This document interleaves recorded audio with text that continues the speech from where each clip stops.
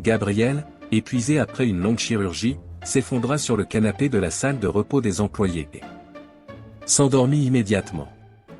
Le cas était grave, et ses collègues chirurgiens n'avaient pas osé assumer une tâche d'une telle ampleur. C'était une opération difficile sur un bébé de 3 mois. Les parents du petit malheureux passèrent toute la nuit dans le couloir, incapables de dormir. Lorsqu'une infirmière sortit et annonça que la chirurgie avait été un succès et que le patient survivrait, ils se précipitèrent vers la salle de réveil, mais on ne leur permit pas d'entrer. Rentrez chez vous, reposez-vous et revenez demain, dit l'infirmière aux parents, qui tenaient à peine debout. Pouvons-nous au moins parler au médecin, demanda la mère. Monsieur Mello ne vous verra pas maintenant. Il a été en chirurgie pendant plus de 5 heures. Toutes les questions peuvent attendre demain, répondit l'infirmière. Le héros du jour, le chirurgien Gabriel Mello, dormait sans même avoir retiré ses lunettes, complètement épuisé. Aucun de ses collègues n'osa le déranger. Il était admiré à l'hôpital, un jeune homme de 37 ans. Avec une carrière réussie et des centaines de patients reconnaissants. Les internes l'adoraient, et il avait une belle épouse. Mais pour une raison quelconque, il ne semblait pas heureux. Il passait la majeure partie de son temps au travail, acceptant des gardes supplémentaires et des chirurgies complexes. Il avait même assumé la supervision d'un groupe d'internes qui avait été initialement assigné à un autre médecin, qui priorisait sa famille. Malgré sa charge de travail, Gabriel recevait un salaire modeste, presque entièrement destiné aux caprices de son épouse. Giovanna, sa femme, était une femme exigeante avec une forte personnalité. Elle travaillait comme maquilleuse, avait ouvert son propre salon et investissait tous ses gains dans son entreprise. Par conséquent, Gabriel devait couvrir le reste des dépenses. Giovanna était mécontente du temps que son mari passait au travail. Les patients reconnaissants offraient des cadeaux et de l'aide. Gabriel pour les chirurgies réussies, mais lui, un homme de principe, croyait qu'il ne faisait que son devoir. Cela agaçait également son épouse. Le repos de Gabriel après la chirurgie fut bref. Il s'endormit dans la salle de repos à 4 heures du matin et, à 7 heures, un téléphone le réveilla. « Allô ? » Giovanna, répondit-il, encore à moitié endormi. « Allô ? Tu as passé une autre nuit au travail ? » demanda-t-elle, agacée. C'était un cas compliqué, un bébé de 3 mois avec une malformation cardiaque. J'ai terminé il y a peu, il y a plus de 3 heures. Ça s'est bien passé ? Tu vas rentrer à la maison maintenant, n'est-ce pas ? demanda sa femme. Non, j'ai demandé aux parents de venir à 9 heures pour discuter de la chirurgie. Aujourd'hui, je travaille jusqu'à 6 heures du soir, répondit Gabriel. Tu aurais pu prendre ta journée, dit-elle d'une voix plus sombre.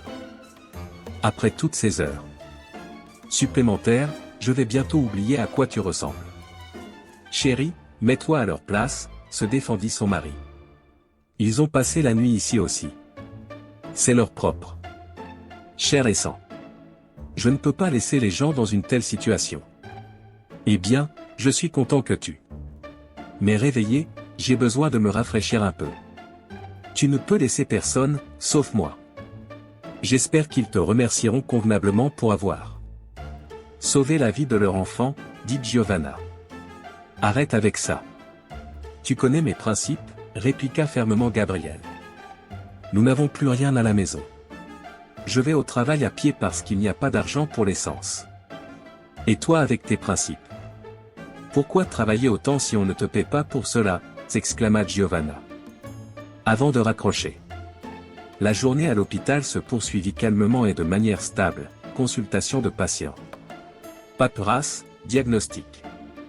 À l'heure du déjeuner, Gabriel retrouva son collègue, un thérapeute, à la cafétéria. C'était un bon ami depuis l'université. Contrairement à Gabriel, son ami Julio n'avait pas de difficultés financières et était heureux en mariage. J'ai entendu dire que tu as opéré un bébé la nuit dernière, commenta Julio. Oui, toute la nuit en salle d'opération. Maintenant, j'ai besoin d'une double dose de café, répondit Gabriel. Tu ne prends pas soin de toi. Tu n'es pas rentré chez toi. Pourquoi faire? Pour affronter encore l'expression malheureuse de Giovanna, soupira Gabriel. Tu devrais accepter la gratitude, au moins une fois. Peut-être que cela changerait son humeur. Suggéra Julio. Pourquoi tout le monde insiste là-dessus? Je fais juste mon devoir. J'ai prêté serment, tout comme toi. Je ne comprends pas d'où tu tires ce mercantilisme, répliqua Gabriel. Je veux juste vivre normalement, bien manger, conduire une voiture décente, avoir une femme heureuse. Je travaille autant que toi, et je crois que Giovanna ne va plus me tolérer très longtemps. Continua Julio. Ça ne me préoccupe pas. Nous nous sommes mariés quand nous étions étudiants. Nous n'avions même pas d'argent pour des pâtes à l'époque, et pourtant nous étions heureux, répondit Gabriel. Et maintenant? Qu'est-ce que c'est que ce « je veux ceci et cela » ? L'argent corrompt, ajouta-t-il. Après le travail, Gabriel rentra tranquillement chez lui, sachant qu'il l'attendait une épouse offensée qui, au lieu de le soutenir, exprimerait des plaintes et des exigences. Il était 8 heures du soir quand Gabriel entra dans son appartement. Sa femme n'était pas là. Où es-tu? Décida-t-il de l'appeler pour savoir pourquoi elle était en retard. Je suis chez Fernanda. Je ne rentrerai pas tôt. Assieds-toi et réfléchis à ce que je ressens en t'attendant. Encore après un autre tour de garde supplémentaire, répondit Giovanna avec arrogance avant de raccrocher. Gabriel fut presque soulagé que sa femme ait décidé de rester chez une amie. Il pourrait se reposer en paix, regarder la télévision, et personne ne le dérangerait avec des exigences et des plaintes. Giovanna rentra à la maison tôt le matin, juste quand Gabriel se préparait à aller au travail. Il ne s'était pas senti aussi calme et reposé depuis longtemps. Quand sa femme entra, l'atmosphère se tendit. Immédiatement. Tu sais, commença Giovanna calmement. Je t'ai menti hier. Vraiment? Et quel était ton mensonge? Demanda Gabriel avec curiosité, sans anticiper l'information que sa femme était sur le point de révéler. Je n'étais pas chez Fernanda. J'ai passé la nuit avec un autre homme, ajouta-t-elle. Gabriel regarda sa femme avec désapprobation. Sa mâchoire se crispa, mais il se contint. En tant que représentant d'une profession intellectuelle, il gardait toujours son sang-froid et maîtrisait son self-control. Cependant, à l'intérieur, une tempête d'émotions faisait rage. Alors, dit Gabriel, y a-t-il autre chose que tu veux me dire? Bien sûr que oui, répondit immédiatement Giovanna. Tu es une grande personne, mais comme mari. Tu es inadéquat. Je ne me souviens même plus de la dernière fois où tu m'as prêté attention. Tu ne me fais pas de compliments, tu ne me fais pas de cadeaux, et tu n'es presque jamais à la maison. Mais moi, je veux vivre dans l'amour et la paix, passer les week-ends ensemble. Jusqu'à présent, toutes tes plaintes sont justes, accepta Gabriel. Je vais continuer. Ne m'interromps pas, demanda Giovanna. Un autre week-end solitaire, je marchais dans le parc. Un homme m'a approché, a commencé à me courtiser de manière charmante. Tu n'as même pas remarqué que je ramenais des bouquets à la maison. J'ai de nouveaux bijoux, dit-elle. J'ai remarqué les bouquets, je pensais qu'ils étaient des cadeaux du travail. Mais tu as raison pour les diamants, je n'y ai pas prêté attention, répondit Gabriel. C'est de cela que je parle. Tu ne me regardes pas du tout. En résumé, je suis tombée amoureuse de cet homme. Je suis avec lui depuis plusieurs mois. Il est riche, il a sa propre entreprise et il me consacre tout son temps libre. Désolé, mais je te quitte, déclara Giovanna. Très bien. Peut-être que tu mérites une vie comme ça, être aimée et couverte de bijoux. Bien sûr, je n'ai pas pu te donner cela, répondit Gabriel. J'ai besoin de ton consentement pour le divorce. Je vais déménager aujourd'hui, ajouta Giovanna de manière inattendue. Je n'ai rien d'autre à te dire. Tu veux un divorce, tu l'auras. J'espère que ta conscience ne te tourmentera pas trop, répondit Gabriel. Ce fut difficile pour lui, mais il ne s'opposa pas au départ de sa femme. De toute façon, les choses se dirigeaient vers cela depuis longtemps. Ainsi, Gabriel se retrouva complètement seul. Sa vie n'avait plus rien d'autre que son travail bien-aimé. Après le divorce, les jours de Gabriel devinrent indiscernables les uns des autres.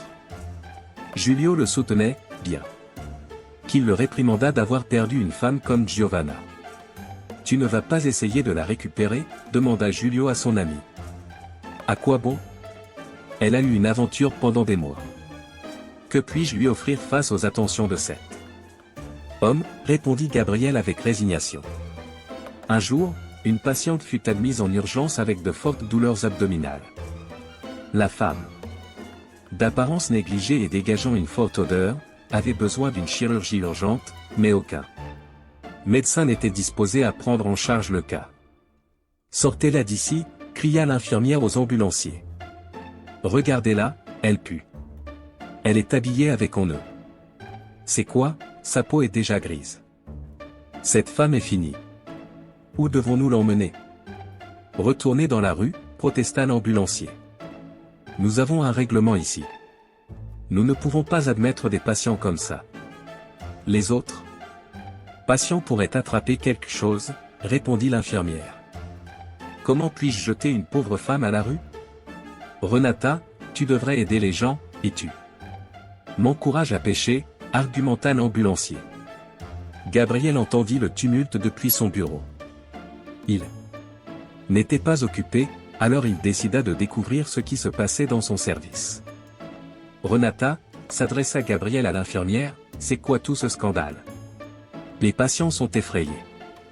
Regardez par vous-même, répondit l'infirmière en désignant les ambulanciers avec la civière. Ils ont amené une femme dans un état déplorable et exigent qu'on l'opère, ajouta-t-elle. Pourquoi n'ai-je pas été informé ? Demanda Gabriel avec sévérité. La salle d'opération est-elle prête ? Quoi ? Vous allez l'opérer vous-même ? Aucun médecin n'a accepté. Nous pourrions contracter une infection, répliqua rapidement l'infirmière. Préparez la patiente et la salle d'opération pour la chirurgie, ordonna M. Mello en appelant son assistant. Nous devons aider tout le monde, pas seulement quelques privilégiés. L'infirmière leva les yeux au ciel et fit signe aux ambulanciers de placer la patiente. Gabriel examina la femme et confirma la nécessité d'une chirurgie immédiate. Quelques heures plus tard, Gabriel termina la procédure. Il était fatigué, mais satisfait d'avoir réussi à aider cette personne en détresse. La patiente fut ensuite transférée en soins intensifs pour récupération. Gabriel resta à l'hôpital plus tard que d'habitude pour vérifier l'état de la femme qu'il avait opérée. Elle se réveilla lentement et ouvrit les yeux. Gabriel s'approcha du lit de la patiente pour voir si elle était consciente. « Qui es-tu » murmura la femme avec difficulté. « Je suis le chirurgien. »« Vous vous trouvez à l'hôpital » répondit Gabriel calmement. « Pourquoi m'as-tu sauvé ? Je ne voulais plus vivre. »« J'ai tout perdu » répondit la femme avec une voix faible. « Parce que je devais le faire. Parce que je suis un médecin, et c'est mon travail d'aider les gens, peu importe leur état, répondit Gabriel avec douceur. La femme regarda Gabriel avec des yeux ternes et fatigués. Je n'ai rien, ni personne. Je ne sais pas comment je vais continuer, dit-elle tristement. Tu as ta vie, et c'est la chose la plus précieuse. Maintenant, repose-toi, et nous parlerons plus tard. Répondit Gabriel avec un sourire rassurant avant de quitter la chambre. Les jours passèrent, et la patiente commença à se rétablir. Gabriel la visitait régulièrement, parlant avec elle, l'écoutant raconter sa vie difficile. Peu à peu, elle retrouva l'espoir et la volonté de vivre. Gabriel, quant à lui, trouva en elle une âme solitaire avec qui il pouvait partager ses pensées et ses émotions, ce qu'il n'avait jamais pu faire avec Giovanna. La vie de Gabriel changea à partir de ce moment. Il réalisa que, malgré toutes les difficultés, il avait Encore beaucoup à offrir. Il comprit que la véritable richesse ne réside pas dans les biens matériels, mais dans la capacité à toucher la vie des autres. Son travail, qu'il aimait tant, lui apporta plus qu'un simple gagne-pain, il lui offrit la chance de redécouvrir le sens de la vie, à travers l'acte de donner sang. Attendre en retour. Quel cauchemar! Gabriel était horrifié par l'histoire. Tu n'as pas essayé de rentrer chez toi? J'ai essayé, mais c'était inutile. Anna a changé les serrures, même si je n'avais pas pris les clés avec moi. Chaque fois que je rentrais chez moi, elle menaçait de me tuer. Puis, un jeune homme a emménagé avec elle. Il me frappait chaque fois que j'essayais d'entrer dans l'appartement. Tu n'es pas allé à la police? Demanda Gabriel. J'y suis allé, mais à quoi bon? Ils ne m'ont même pas écouté. Je n'avais pas de papier et j'avais l'air négligé. Ils ont menacé de m'arrêter pour 15 jours si je ne quittais pas le commissariat. Anna a ensuite jeté quelques-unes de mes affaires par la fenêtre, mais je n'ai obtenu ni papier ni l'argent que j'avais économisé. Cela fait maintenant plus d'1 an. Je pense qu'elle s'est débarrassée de tout. Peut-être qu'elle a même vendu l'appartement, elle a toujours voulu déménager. Comment est-ce possible? Je ne comprends pas, demanda Gabriel. Moi non plus, je n'ai pas compris, et je ne comprendrai jamais. Je n'avais pas vraiment de droit sur l'appartement, mais Anna aurait pu simplement me le dire et je serais parti, expliqua Aline.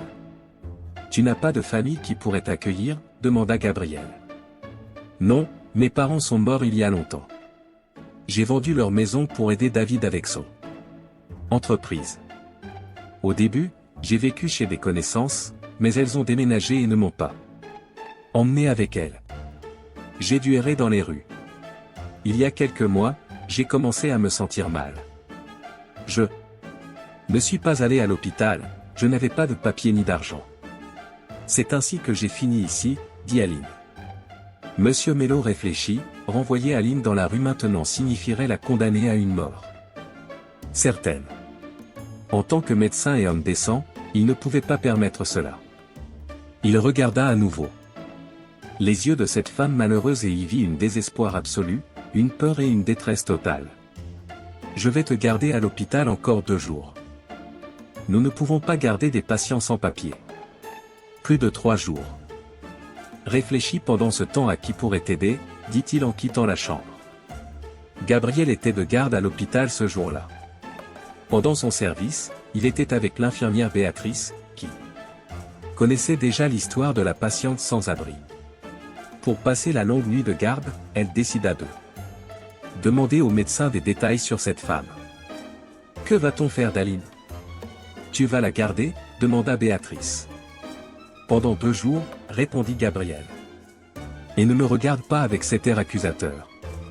Suggères-tu que nous la jetions dehors comme un chaton indésirable? Non, bien sûr que non. Je suis juste curieuse de savoir ce qui se passera ensuite, dit Béatrice. Ce n'est plus de notre ressort. Mais au moins ces points de suture cicatriseront, répondit Gabriel. Tu penses que c'est une aide? Je crois que tu fais pire que si tu l'avais rejeté immédiatement, dit Béatrice. Je ne comprends pas ton point de vue, Gabriel fut surpris par les paroles de l'infirmière. Tu l'as sauvée, tu lui as donné de l'espoir, mais elle sait que dans 2 jours elle sera de retour dans la rue. Ici, elle est nourrie, soignée, comment est-ce finir dans un sous-sol après cela? De plus, elle sait qu'elle n'appartient pas ici, expliqua Béatrice. Si toi et Renata n'aviez pas fait remarquer ce dernier fait, elle ne se sentirait pas ainsi, rétorqua Gabriel, désapprobateur. En effet, les infirmières traitaient Aline différemment des autres patients, leur comportement montrait qu'elle était une étrangère. Je vous demanderai d'arrêter de vous comporter ainsi, dit Gabriel fermement. Désolé. Honnêtement, elle ne ressemble pas à notre santé habituelle, dit Béatrice, suspecte. C'est vrai. Aline s'est retrouvée dans une situation difficile, et ça fait 1 heure que je me casse la tête pour savoir comment l'aider. Es-tu allé la voir cette nuit? Comment se sent-elle? Demanda Gabriel. J'ai complètement oublié d'elle, Béatrice se souvint soudainement. Quoi? Tu ne lui as donc pas donné son injection nocturne? Gabriel regarda Béatrice sévèrement. Non, je l'ai oublié, répondit Béatrice. Alors va le faire, ordonna Gabriel sévèrement. Béatrice courut chercher la médication et se précipita dans la chambre d'Aline. Moment après, elle sortit. En criant. Appelez de l'aide pour Monsieur Mello d'urgence. Béatrice était pâle de peur. Le médecin se leva. Immédiatement et courut à la chambre. Que s'est-il passé? Demanda-t-il en courant. Elle semble être morte, dit Béatrice, tremblante de peur. Viens ici. Il y a du sang partout, elle s'est taillé les veines. Pourquoi traînes-tu? Explosa Gabriel de rage. Tu n'as jamais vu de sang? Tu n'as pas étudié la médecine? Gabriel vérifia rapidement le pouls d'Aline et l'examina. Elle est vivante, tout va bien. Apportez des bandages, de l'alcool, et une aiguille, nous allons suturer. Déclara Monsieur Mello. Ils arrêtèrent l'hémorragie et suturèrent les plaies. Pendant tout ce temps, Aline était consciente et pleurait sans cesse, murmurant. Pourquoi me sauvez-vous? À ce moment-là, Béatrice ressentit vraiment de la peine pour cette femme. Si ce n'était pas pour son oubli, la situation aurait pu se terminer de manière beaucoup plus triste. Vous m'avez encore sauvé la vie, dit Aline alors que Gabriel terminait de bander ses plaies. Mais pourquoi? Je devrais retourner dans les rues, où je ne suis pas désiré. Pourquoi ai-je besoin d'une telle vie? Toute vie est importante, répondit Gabriel. As-tu décidé de passer de notre département aux soins psychiatriques? Aline ne comprenait pas ça. Blague. Après une tentative de te suicider, je suis obligé de t'envoyer voir un psychiatre. En fait, tu as pensé à une bonne solution. Là-bas, tu vivras sous un toit et au chaud, dit Gabriel. Je n'avais pas cette intention, je vois vraiment ma situation comme sans espoir, se défendit Aline. Tu es une bonne personne, mais il est clair que je suis condamné à l'hôpital psychiatrique, alors. Peut-être que c'est une sortie, dit Aline. Tu ne peux pas imaginer ce qui t'attend là-bas. Tu ne sembles pas ni ne parles comme une personne mentalement instable. Puis-je te laisser seul et avoir confiance que tu ne te feras pas encore du mal, ou dois-je fournir un garde? Demanda Gabriel. S'il vous plaît, pardonnez-moi. Je promets que je ne causerai plus de problèmes, répondit Aline. Honteuse. Si ce n'était pas pour mon infirmière étourdie, je ne t'aurais pas sauvé, dit Gabriel en sortant. Tu as reçu une autre chance, réfléchis bien. Tu es une femme adulte et tu en es venue à de tels actes. Monsieur Mello sortit de la chambre, l'esprit en ébullition. Béatrice, donne un sédatif à Aline. Laisse-la dormir pour s'assurer que le service se termine sans incident. Puis-je avoir confiance que tu n'oublieras?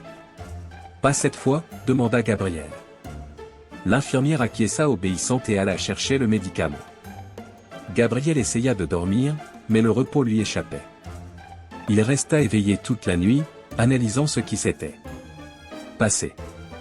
Combien désespérée doit être la situation de cette femme pour recourir à un tel acte? Toute vie, même la plus misérable, est meilleure que la mort. Il ne pouvait pas simplement laisser Aline partir, elle était condamnée dans cette situation. Il décida de la laisser rester avec lui. Il vivait seul, était rarement à la maison, et avoir une femme à proximité aiderait avec les tâches ménagères. Peut-être que tout s'arrangerait finalement. Avec ces pensées, il s'endormit et fit un rêve étrange. Dans le rêve, Gabriel se retrouva dans une salle avec de nombreuses portes. Il essaya de les ouvrir, mais aucune ne bougeait. Il cria à l'aide, mais personne ne répondit. Désespéré, il commença à abattre les murs. Cependant, derrière les murs, il ne trouva rien. Puis, il s'est senti mal à l'aise et s'est réveillé. Gabriel ne put résister à son regard suppliant, elle l'utilisait souvent lorsqu'elle avait besoin de quelque chose. De plus, il comprenait que Giovanna ne laisserait pas passer cela. Alors, il raconta l'histoire d'Aline. Depuis le début. Sais-tu autre chose à son sujet ? Demanda Gabriel.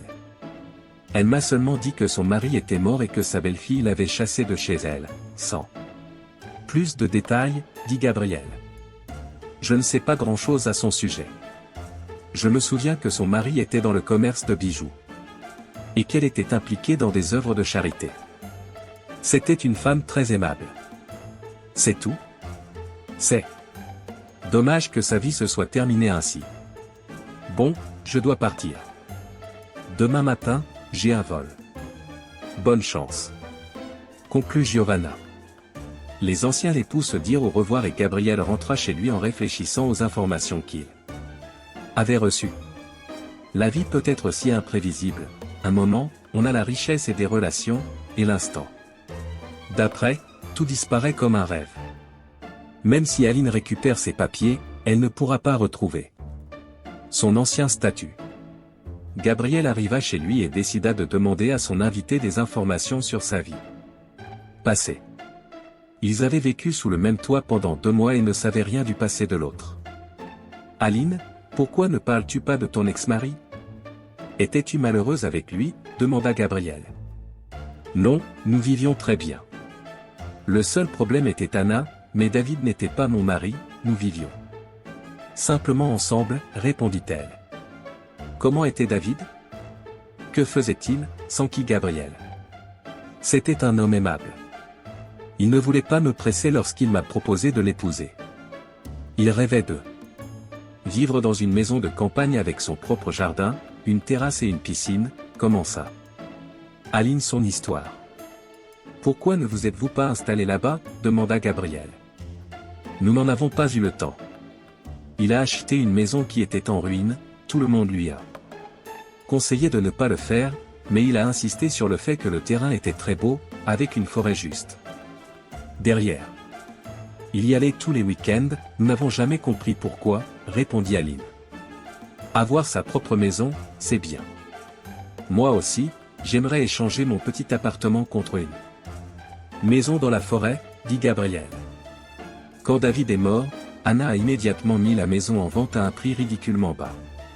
Elle n'en avait pas du tout besoin, mais cela ne m'aurait pas dérangé de vivre là-bas, loin du tumulte de la ville, dit Aline.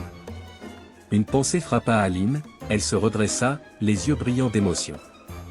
Ils décidèrent de vérifier si l'annonce était encore disponible.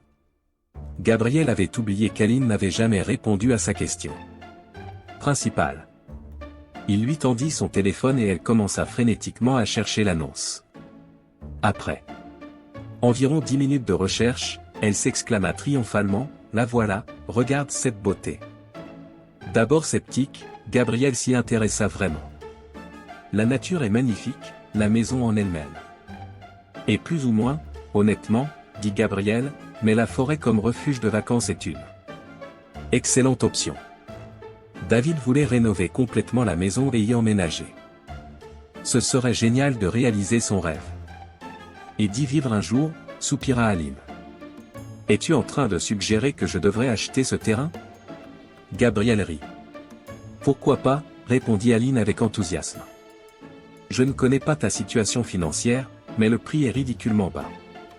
Je pense qu'Anna adorerait se débarrasser de la propriété, peut-être même offrir une réduction, dit Aline. Le prix est attractif et la maison se trouve dans les limites de la ville. La considérer comme une maison de vacances est pratique, on peut y aller en bus, réfléchit Gabriel. Tu sais, j'ai quelques économies. Mais c'est mon dernier argent. Si j'achète la maison, il ne me restera plus de coussins de sécurité, dit Gabriel. Je n'insiste pas, nous avons simplement décidé de regarder cette maison pour le plaisir, s'excusa Aline.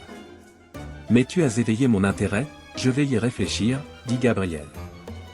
Gabriel commença réellement à envisager d'acheter la maison. Cela semblait peu pratique de dépenser de l'argent pour une propriété inutile, mais on pourrait la voir comme un investissement, s'il rénovait la maison et améliorait le terrain, il pourrait la vendre à un prix plus élevé. Le lendemain matin, Gabriel se réveilla avec les mêmes pensées au sujet de la maison. Il décida de Consulter son ami, bien qu'il devine ce que Julio dirait. C'est une bonne idée, approuva Julio de manière inattendue. Vraiment, s'étonna Gabriel. Je pensais que tu essaierais de me dissuader. Après ton idée d'héberger une étrangère de la rue, acheter une maison semble très sensé, dit Julio. Ils rirent. Gabriel montra à Julio les photos de la maison. Julio loua le terrain et la forêt. La maison nécessitera un certain investissement, mais sinon, elle est bien. Le prix est excellent. Conclut Julio. Je pense que je l'utiliserai d'abord comme maison de vacances, puis dans quelques années, je pourrai. Peut-être économiser, rénover et la vendre, à moins que je ne change d'avis, partagea Gabriel ses plans. Vas-y, je serai le premier à la file pour le barbecue, dit Julio. Le soir, Gabriel décida de parler à nouveau avec Aline. Il pensa à lui demander si elle voulait se joindre à lui pour inspecter la maison. Aline fut effrayée par la suggestion. La vendeuse est Anna. Si elle me voit, tu ne pourras pas acheter la maison, ajouta Aline. C'est vrai. À quoi dois-je m'attendre en traitant avec elle, demanda Gabriel. Je pense qu'elle sera polie avec toi. Ce n'est pas une mauvaise fille, juste inexplicablement haineuse. Envers moi, dit Aline. Gabriel appela le numéro de l'annonce et une fille très sympathique répondit. S'il ne savait pas comment elle avait traité Aline, il n'aurait jamais pensé que quelqu'un avec une voix si angélique pourrait être capable de méchanceté. La visite fut programmée pour le samedi. Gabriel arriva rapidement sur le terrain, le notant comme un point supplémentaire en faveur de la maison. Anna, une jolie jeune femme à la silhouette athlétique, l'attendait. Elle le salua poliment, lui montra la maison et le terrain, et dit qu'elle la vendait en urgence, donc elle était prête à baisser encore plus le prix. Gabriel a accepté d'acheter la maison.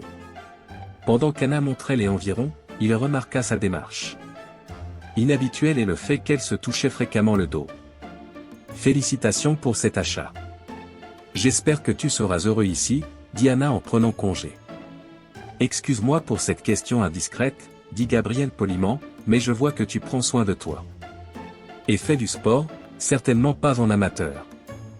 Oui, je suis instructrice de fitness, confirma Anna. As-tu consulté un chirurgien récemment, demanda Gabriel. En fait, non. Je n'arrive pas à trouver le temps, même si je devrais. J'ai eu beaucoup de douleurs au dos. Récemment, répondit Anna. C'est pour cela que j'ai demandé. Écoute, je suis chirurgien et je peux dire avec confiance que tu as une hernie discale, mais je devrais faire un examen pour confirmer, dit Gabriel. Oh, c'est sérieux. Anna s'inquiéta. Si ce n'est pas trop avancé, des médicaments pourraient t'aider, mais il semble que tu auras besoin d'une opération. Je vais te donner l'adresse de mon hôpital. Viens demain, on vérifiera ton dos, dit Gabriel. D'accord, je passerai. Je dois alors te faire une réduction, sourit Anna. Gabriel ne dit rien à Aline de sa décision d'aider la fille qui avait détruit sa vie, il partagea simplement la bonne nouvelle concernant l'achat de la maison. Alors, comment c'était? Ça t'a plu, demanda Aline. Très agréable, l'air est frais. Je n'ai pas inspecté la maison en détail, mais Anna m'a laissé tout ce qui appartenait à ton David. Je pense qu'elle ne les a même pas touchés, répondit Gabriel. Eh bien, peut-être que nous trouverons quelque chose d'utile pour nous. J'aimerais voir ce qu'il y a. Gardez là-bas. Je n'y suis allé que quelques fois, David allait souvent à la maison tout seul, dit Aline. Nous finaliserons la transaction après le week-end, mardi ou mercredi. Nous pourrons y aller en temps que propriétaire. Je prendrai quelques jours de congé, conclut Gabriel. Le lendemain, comme convenu, Anna se rendit à l'hôpital. Malheureusement, le diagnostic fut confirmé. Et elle devait être opérée. Comme elle devait partir bientôt, ils ne retardèrent pas l'opération. La hernie fut enlevée le jour suivant. Anna resta quelques jours à l'hôpital, ce qui reporta la finalisation de l'achat de la maison. Bonjour, Béatrice, Anna s'adressa à l'infirmière. Vous avez un excellent médecin, Gabriel Mello. Il m'a opéré hier. Oui, acquiesça l'infirmière, c'est un spécialiste remarquable. Tu as eu de la chance d'être entre ses mains. Je le crois aussi. J'aimerais le remercier. Peux-tu me dire ce qu'il préfère, du cognac ou du whisky, ou peut-être juste de l'argent, demanda Anna. Ça ne sert à rien, ma fille, répondit Béatrice. Il n'accepte pas les cadeaux, donc ne te dérange pas. Remercie-le simplement avec des mots. C'est étrange, réfléchit Anna, il existe encore des gens comme ça aujourd'hui. Ce n'est pas normal, il n'avait aucune obligation de m'aider. Il est gentil et non vénal, ajouta l'infirmière. Anna partit pensive, suspectant que l'infirmière ne connaissait peut-être pas les véritables intentions de son supérieur. Lorsqu'elle fut sur le point de sortir de l'hôpital, Gabriel l'invita à son bureau pour compléter la paperasse. Félicitations, tu es libéré aujourd'hui, plaisanta Gabriel. Tu es une personne très bonne, Gabriel. Je suis heureuse que nous nous soyons rencontrés. Tu peux compter sur une bonne réduction. Et ceci est aussi pour toi, dit Anna en lui tendant une enveloppe pour la réduction. Merci, mais je n'accepte pas cela, dit Gabriel, un peu déçu. Il regarda le paquet. L'infirmière avait raison, pensa-t-il, c'est une personne incroyable. Mais je dois te remercier. Tu as passé du temps avec moi, Gabriel réfléchit, voyant une occasion d'aider Aline. Il décida de révéler ses pensées, si tu veux vraiment montrer ta gratitude, pourrais-tu faire une bonne action pour moi? Anna tendit la main pour reprendre le paquet, mais le médecin l'arrêta. Non, ce ne sont pas des cadeaux. Tu peux aussi faire une bonne action pour moi, dit-il en ralentissant. Je connais une femme dont tu as impacté négativement la vie, dit Gabriel. Anna fut confuse. Il y a des mois, j'ai opéré une femme sans abri et sans papier. Elle m'a parlé de toi, expliqua-t-il. Anna comprit de qui il parlait, ses joues devinrent rouges de honte. C'était la réaction qu'il espérait, pensa Gabriel. Tu dois savoir de qui je parle, continua-t-il. J'ai une idée, répondit Anna d'une voix tremblante. Je ne vais pas juger ton action. Mais tu peux aider Aline, à qui tu as fait du tort indirectement, dit Gabriel. Anna essaya de se justifier. Mais ne put. Gabriel adoucit le ton, ce qui est fait, mais tu peux lui rendre ses papiers s'ils sont encore intacts. Bien sûr, je ne sais pas pourquoi elle n'est pas venue elle-même, mentit Anna. Si tu ne veux pas la rencontrer, apporte les papiers demain quand nous signerons le contrat de vente. Pourras-tu les retrouver d'ici là, demanda Gabriel. Faisons cela, accepta Anna soulagée. Après avoir donné les instructions post-opératoires, Anna quitta rapidement le bureau de Gabriel. Gabriel s'émerveilla de voir comment une personne aussi délicate pouvait avoir fait du tort à Aline. Le jour de la signature du document, Gabriel y alla seul. Aline, ne voulant pas voir Anna, resta à la maison pour préparer un barbecue de célébration dans son nouveau jardin. Gabriel garda la surprise pour Aline. Secrète. La transaction se déroula bien et les papiers d'Aline furent récupérés. Gabriel revint et commença à se préparer pour la soirée. En voyant la maison du défunt mari, Aline fut émue jusqu'aux larmes. On aurait dit qu'il pourrait entrer à tout moment. On dirait que l'esprit de David est ici, partagea TL. Je préfère ne pas vivre dans une maison avec des esprits, plaisanta Gabriel. Aline rit. Pas dans ce sens, bien sûr. Je comprends, répondit Gabriel, lui présentant les papiers d'une connaissance. Diana. Aline fut surprise. Peut-être que tu ne les voudras pas, dit-elle. Je pense que tu les aimeras, dit Gabriel en lui remettant les papiers. Aline embrassa Gabriel, reconnaissante et les larmes aux yeux. Comment as-tu fait? Je pensais qu'ils étaient perdus depuis longtemps. Comment te remercier? Trouve l'équipement pour le barbecue dans le hangar. Anna a dit qu'il devrait être là. Je dois trouver quelques vêtements pour la soirée, dit Gabriel. Après un chaleureux câlin, Aline rangea les papiers dans son sac et alla chercher les outils pour le barbecue. Gabriel, explorant la maison, trouva des ustensiles de cuisine. Mais aucun vêtement et un crochet mystérieux au plafond de la chambre. En le tirant, une échelle descendit révélant un grenier secret. Il monta, découvrant un grand grenier, mais rien de spécial, à l'exception d'un coffre près du mur sans serrure. Il décida de le descendre pour l'examiner. Incapable de l'ouvrir, ils remarquèrent un cadenas avec combinaison. Essayons quelques dates, suggéra Gabriel. Ils essayèrent l'anniversaire de David, celui d'Anna et d'Aline, mais rien ne fonctionna. Laissons tomber, les braises sont prêtes, dit Aline déçue. Ils allèrent dans le jardin, profitant d'un barbecue tranquille sous les pins.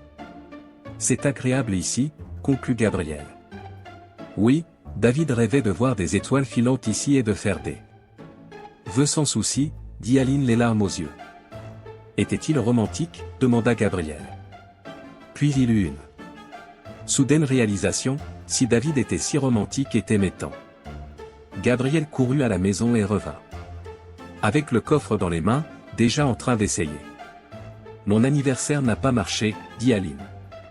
Indifférente. C'est trop évident. Dis-moi la date où vous vous êtes rencontrés, dit Gabriel rapidement. Aline cita la date sans attendre de succès, mais les mécanismes du cadenas cliquèrent les uns après les autres et la serrure s'ouvrit. Gabriel souleva le couvercle, ses yeux s'agrandirent et il referma. Rapidement. Aline, se tourna-t-il vers la femme surprise. Tu m'as déjà dit ce que faisait David ? Gabriel se souvenait de ce que Giovanna avait dit à propos du mari d'Aline, mais il voulait l'entendre d'elle. Il était bijoutier, répondit Aline. Il fabriquait et vendait des bijoux, parfois il en achetait aussi. Qu'y a-t-il dans ce coffre ? Demanda-t-elle intriguée. David n'a pas seulement acheté et vendu, il a amassé une petite fortune, dit Gabriel en ouvrant à nouveau le coffre. Des chaînes, des bagues, des montres, des pierres précieuses brillèrent à la lumière. Ils ont tiré le coffre dans la pièce, maintenant en pleine vue. Tout était apparemment en or ou en argent. La valeur de ces objets, bien que Gabriel n'ait pas été un expert, était énorme. Aline, dont les jambes tremblaient, tomba sur une chaise. Nous ne devrions pas les toucher, ils doivent appartenir à quelqu'un, murmura-t-elle. Il n'y avait aucun document sur les objets, alors Gabriel ferma le coffre. Demain, je contacterai Giovanna, il devrait savoir quoi faire, dit-il. Ceux-ci sont volés, ce n'est pas légal, dit-elle d'une voix brisée. Aline ne pouvait pas croire que David avait tout accumulé, mais savait que tout cela ne pouvait pas être légal. Gabriel, qui se demandait s'il devait tout révéler maintenant ou le garder pour plus tard, décida de parler à la police le lendemain. Le lendemain matin, Gabriel se réveilla tôt, encore perturbé par la découverte de la veille. Aline était silencieuse, perdue dans ses pensées. Ils prirent un petit déjeuner rapide et se préparèrent à aller au commissariat. Je sais que c'est difficile à croire, dit Gabriel doucement, en essayant de réconforter Aline. Mais il vaut mieux que nous remettions ce coffre à la police. Ils pourront enquêter sur l'origine des bijoux. Il se peut que tout cela soit légal, mais nous devons en être sûrs. Aline acquiesça, bien qu'hésitante. Tu as raison. Je ne peux pas garder ça sur la conscience. Mais c'est dur de penser que David aurait pu être impliqué dans quelque chose d'illégal. Gabriel comprenait sa peine. Il est possible que David ait acquis ces objets légalement, sans savoir qu'il était volé. La police pourra nous dire ce qu'il en est. Ils prirent le coffre et se rendirent au commissariat. Le capitaine de police, un homme d'âge mûr avec des cheveux poivre et sel, les accueillit et les écouta attentivement. Gabriel expliqua comment il avait trouvé le coffre, et Aline décrivit la carrière de son défunt mari. Le capitaine prit quelques notes avant d'examiner le coffre. Nous allons devoir ouvrir une enquête, dit-il. Je vais faire examiner ces bijoux par un expert pour déterminer leur origine. En attendant, nous allons conserver le coffre ici. Aline acquiesça, le cœur lourd. Faites ce que vous devez faire. Je veux juste savoir la vérité. De retour chez eux, Gabriel essaya de changer les idées d'Aline en l'occupant avec les préparatifs pour leur emménagement.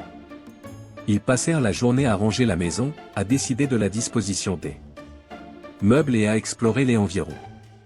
Mais l'inquiétude persistait dans l'air. Quelques jours plus tard, Gabriel reçut un appel du commissariat. Le capitaine les convoqua pour discuter des résultats préliminaires de l'enquête.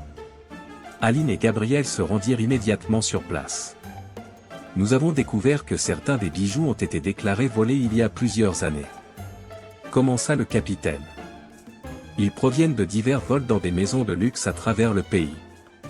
Cela complique la situation. Aline blêmit. David, il aurait pu.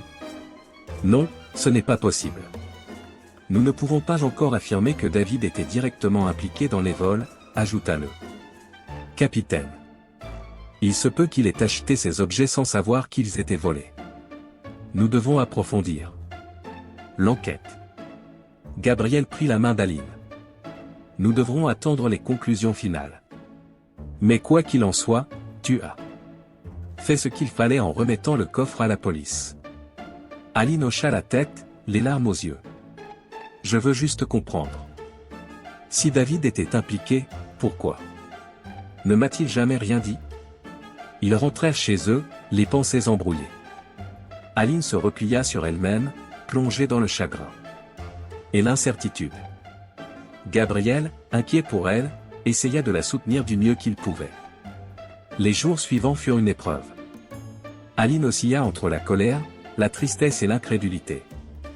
Elle s'efforça de continuer à vivre normalement, mais la découverte du coffre pesait lourd sur son cœur.